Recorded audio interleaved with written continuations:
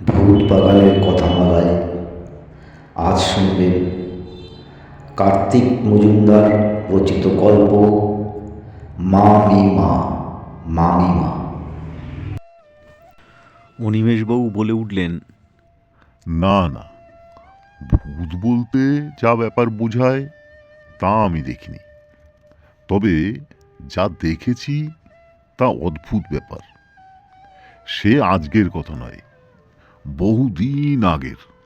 ডাকবাংলোর বারান্দায় বসে আমরা কয়েকজন গল্প করছি।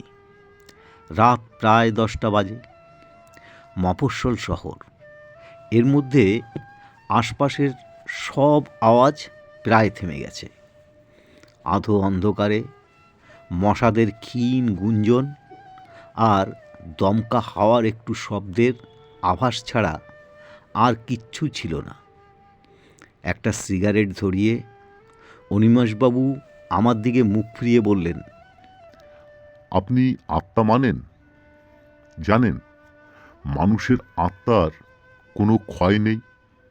মৃত্যুর পরে দেহ তাকে বিদায় দিলেও বহুদিনের টানে সবাইকে ছেড়ে সে দূরে চলে যেতে চায় না।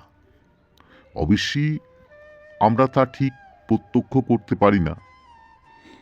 আমি বললাম, অনিমেষবাবু, ও সম্বন্ধে আমার কোনো ধারণা বা কৌতূহল নেই। দেহের বাইরে তার কোনো অস্তিত্ব থাকতে পারে বলে আমার মনে হয় না।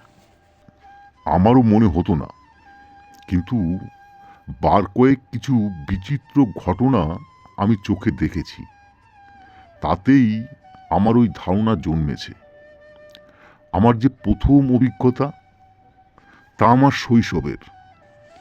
অনিমেষবাবু থামলেন, তারপর বলতে শুরু করলেন। আমার ছেলেবেলার যে ঘটনার কথা আমি বলছি, তখন আমি স্কুলে পড়ি। বাবা তখন বরিশাল শহরে কাজ করতেন। ওইখানেই আমাদের ছোটবেলা কেটেছিল।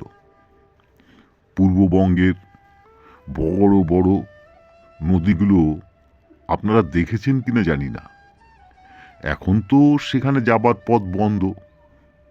সে নদীগুলি বর্ষাকালে ফুলে ফেপে বিরাট হয়ে যায়। ওইসব নদী থাকার ফলে ওদেশে এত পাকা মাঝি হয়, আর ছেলেমেয়েরা জলের পোকার মতো সাঁতার কাটে। আমিও ছেলেবেলায় ওখানে থাকতাম বলে পাকা সাঁতারু হয়ে গিয়েছিলাম। আমাদের গেমস মাস্টার ছিলেন হরেনবাবু। তিনি আমাদের বিকেলের দিকে সাঁতার আর ডাইভিং শেখাতেন।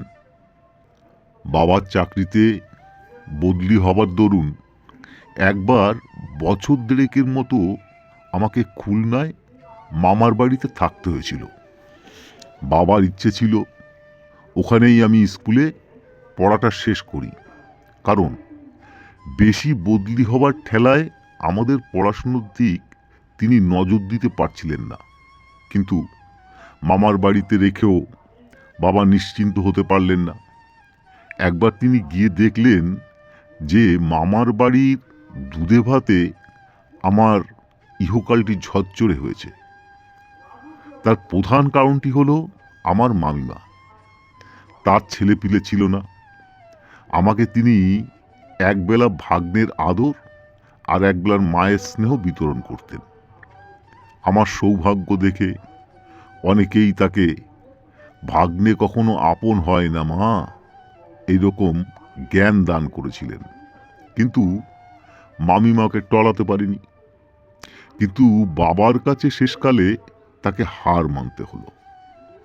বাবা দীর্ঘদিন বাদে এসে দেখলেন আমার চেহারা গোলগাল গোলাপের মতো হয়েছে, রং ফর্সা হয়েছে। ভাত পাতে 5-6টা আম নির্বিকারে শেষ করছি, আর সন্ধ্যাবেলা পড়বার সময় ঢুলে ঢুলে পড়ে যাচ্ছি। তখন এক রাত্রি দুশ্চিন্তা ও অনিদ্রার পর পরের দিন সকালে তিনি মামাকে বললেন, খোকাকে আমি সঙ্গে করে নিয়ে যাব এইবার। মামার যে তাতে খুব আপত্তি ছিল তা নয়, কিন্তু মামিমার কথা ভেবে তিনি একটু চিন্তিত হয়ে পড়লেন। বললেন, কেন?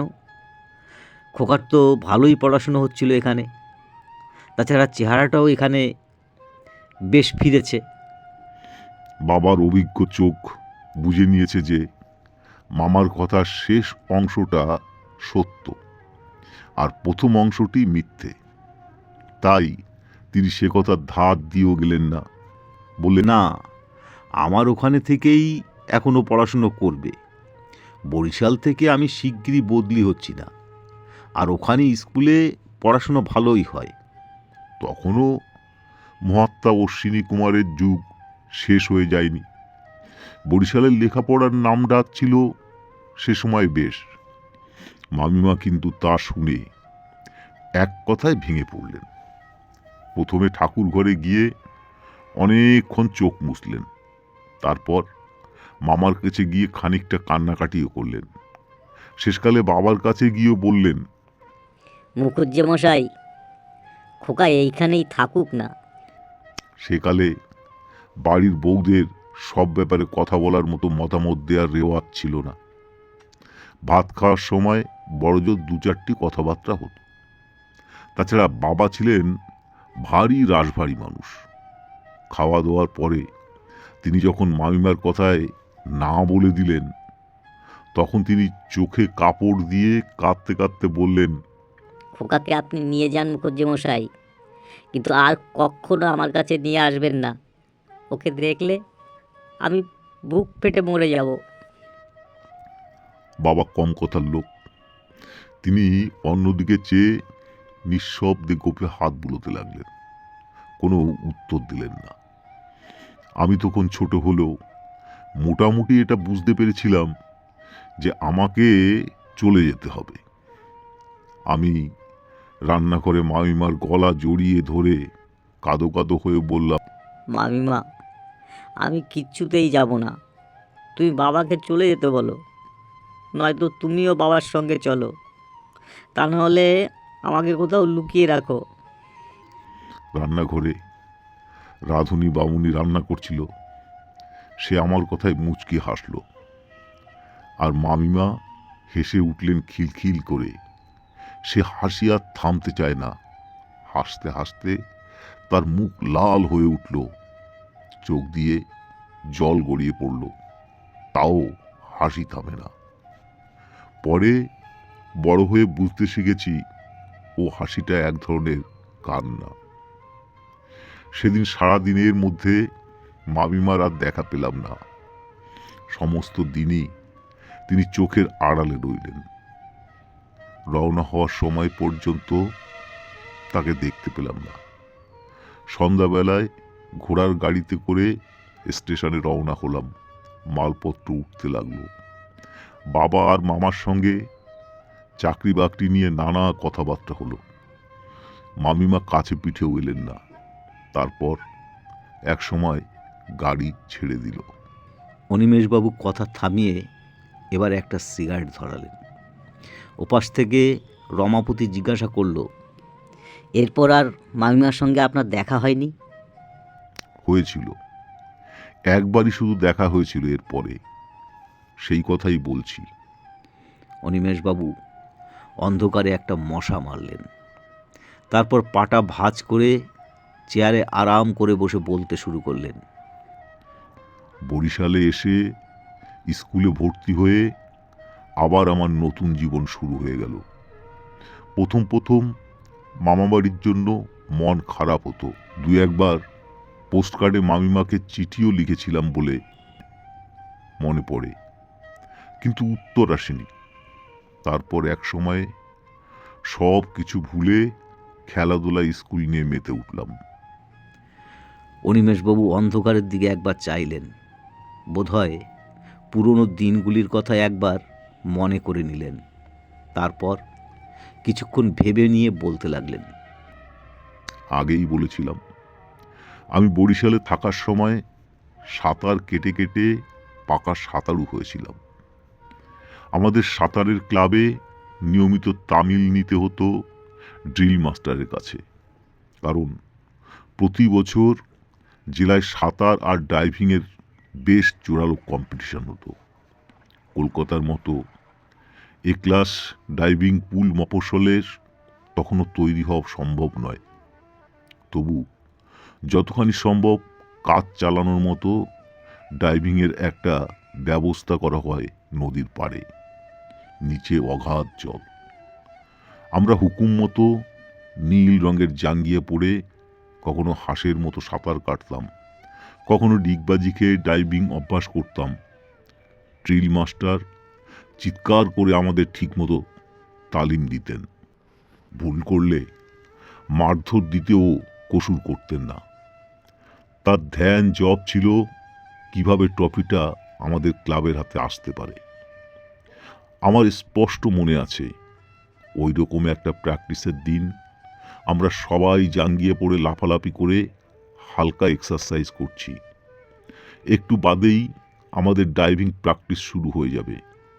ড্রিল মাস্টার হুইসেল দিলেন।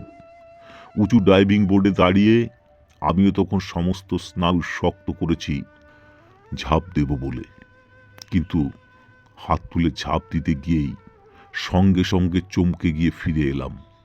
তারপরে আমি অনুভব করলাম আমার হাত কাঁপছে, পাও কাঁপছে ঠক ঠক করে। ড্রিল মাস্টার হোয়াটস দ্যাট বলে চিৎকার করে উঠলেন। তারপর বাংলায় গালিগালাজ দিতে লাগলেন। তখনই আবার চোখ পাকিয়ে হাত তুলে দ্বিতীয়বার বাঁশি বাজালেন। কিন্তু তখনও আমার কোনো চাঞ্চল্য নেই। আমি ফ্যাল ফ্যাল করে শূন্য দৃষ্টিতে চেয়ে আছি। এবারে ড্রিল মাস্টারের খটকা লাগলো। গালাগাল আর এক পোস্ত দিলেন বটে, কিন্তু আমার হাব ভাব দেখে ঘাবড়ে গেলেন। আমি যে ক্লাস 7-এর অনিমেষ মুখার্জি, যে চিংড়ি মাছের মতো ত্রিক করে ড্রাইভ মারে ঘন্টার পর ঘন্টা, সে হাওয়ার মতো সামনের দিকে চেয়ে দাঁড়িয়ে আছে। দূরে আর সব ছেলেরা অবাক হয়ে দাঁড়িয়ে আমার কাণ্ড দেখছে। এরপর ড্রিল মাস্টার সোজা গটগট করে উপরে উঠে এসে আমার হাত চেপে ধরতেই আমি কি যেন অসংলগ্ন কথা তাকে বললাম। তারপরেই জ্ঞান হারিয়ে গেলাম। আমি হয়তো জলেই পড়ে যেতাম, কিন্তু তিনি তার মোটা চওড়া হাতে আমাকে শক্ত করে ধরে ফেললেন। ড্রিল মাস্টার আমাকে শক্ত করে ধরেছেন, সেইটুকু আমার মনে আছে। তারপর আর কিছু মনে নেই। আপনি অজ্ঞান হয়ে গেলেন কেন হঠাৎ ওই অবস্থায়? রমাপতি জিজ্ঞাসা করল। ভয় পেয়েছিলেন? অনিমেষবাবু বললেন, সবটা শুনুন, বলছি। আমাকে অজ্ঞান হয়ে যেতে দেখে ড্রিল মাস্টার আর জনা তিনেক ছেলে আমাকে ধরাধরি করে নিচে নামিয়ে নিয়ে এলো। কাছেই হরি ডাক্তারের ডিসপেন্সারি।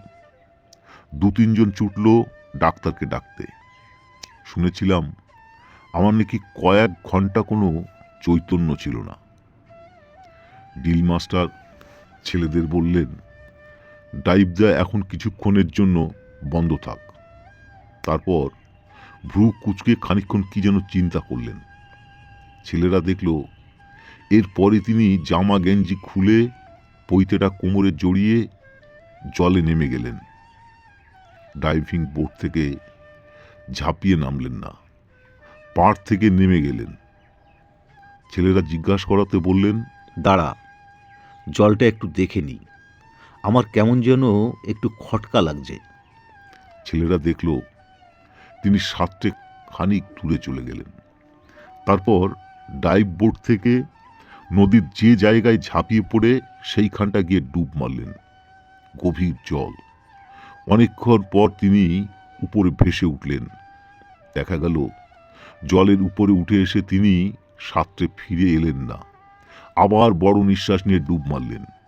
ইতিমধ্যে অনেক লোক নদীর ধারে জড়ো হয়েছে, কারণ এই খবর মুহূর্তের মধ্যে ছড়িয়ে পড়েছে। সবাই অবাক হয়ে দাঁড়িয়ে দেখছেন। ড্রিল মাস্টার অনেকক্ষণ ধরে জলের তলায় কি যেন খুঁজে বেড়াচ্ছেন। কেউ কেউ জলে নেমে পড়ল, কিন্তু তাদের এগিয়ে যাওয়ার আগেই ড্রিল মাস্টার আবার জলের উপর ভেসে উঠলেন। ক্লান্ত বিবর্ণ মুখে কয়েকটা স্ট্রোকে সাঁতরে পাড়ে চলে এলেন। পাড়ে উঠে এসেই বললেন, অনিমেষ মর্মার হাত থেকে বেঁচে গিয়েছে। শিগগিরই মাঝিদের খবর দাও, সাঁতার, ড্রাইভিং সব বন্ধ থাক। সেই গভীর জল তোলপাড় করে ঘন্টা কয়েক বাদে মাঝিরা বহু কষ্টে দড়ি দিয়ে বেঁধে তুললে একটা বিশাল তেঁতুল গাছের গুড়ি। তার খাড়া খাড়া শিকড়গুলি প্রাচীন দিনের লুপ্ত হয়ে যাওয়া বিরাট জন্তুদের গায়ের কাটার মতো ভয়ঙ্কর। বর্ষার জলের টানে কোথা থেকে ভেসে এসেছে কে জানে। আমি যদি না থেমে তার উপর ঝাঁপিয়ে পড়তাম তাহলে মাথা বা বুক চুরমার হয়ে যেত। আমার লাশটা হয়তো দিন দুই পরে ভাসতে ভাসতে নদীর আর এক প্রান্তে গিয়ে ভেঙে যাওয়া পাড়ের কোনো এক বুনো ঝোপের পাশে আটকে থাকত। লোকে বলতো জটাধারী ওকে টেনে নিয়েছে। আমার যখন জ্ঞান হলো তখন আমি নিজের বাড়ির বিছনায় শুয়ে, ডাক্তারবাবু, ডিল মাস্টারমশাই আর কিছু ছেলে আমার চারপাশে রয়েছে। ওষুধ মেশানো গরম দুধ খেতে খেতে সব শুনলাম। তারপর সুস্থ হয়ে উঠে বসলে বাবা জিজ্ঞাসা করলেন, খোকা, তুমি বুঝলে কি করে যে জলের তলায় ওইরকম একটা ভয়ঙ্কর জিনিস রয়েছে? বললাম, না, আমি তো তা বুঝতে পারিনি। তবে অমন করে পিছিয়ে এলে কেন? আমি বলতে যাচ্ছিলাম কিভাবে কেমন করে আমি লাফ দিতে গিয়েও পিছিয়ে এলাম, কিন্তু বলতে গিয়ে আমার গলাটা ধরে এলো, কথা কেমন আটকে গেল, চোখে জল এসে গেল। মা শিউরে বসেছিলেন। বললেন, থাক থাক, এখন তোমার বলবার দরকার নেই। তিনি সবাইকে সরে যেতে ইশারা করলেন, বললেন, ভগবান রক্ষা করেছেন। কিন্তু ভগবানকে আমি দেখিনি। আমি চোখ বন্ধ করে কয়েক ঘন্টা আগের দৃশ্যে ফিরিয়ে এনে দেখতে লাগলাম। জলে ঝাঁপ দেওয়ার আগে যে আমাকে হাসি মুখে দু হাত ধরে ঠেলে দিল, তাকে যে আমি চিনি। তার ওই কুটকুটে রং, মাথায় কালো চুলের নিচে কপালে বড় করে দেওয়া লাল সিঁদুরের টিপ তো আমার মন থেকে মুছে যায়নি। কতদিন রান্নাঘরে গিয়ে দৌরাত্ম করলে আমাকে হাসি মুখে অমনি করে ঠেলে দিয়েছে মামিমা। মানুষ অনেক সময় শৈশবে অদ্ভুত অনুভূতি পায়। সবাই যখন একে একে ঘর ছেড়ে চলে গেল, তখন আমি আস্তে আস্তে মাথাটা তুলে মাকে জিজ্ঞাসা করলাম, মা, মামিমা কি বেঁচে নেই? মা যেন একটু চমকে উঠে হাত বাড়িয়ে আমার মাথাটা বালিশের উপর ধীরে ধীরে নামিয়ে দিলেন। তারপর একটু চুপ করে থেকে নিঃশ্বাস ফেলে বললেন, 5 দিন হলো মারা গেছে। কিন্তু তুই কি করে জানলি? আমরা তো সবে আজ সকালে চিঠি পেলাম।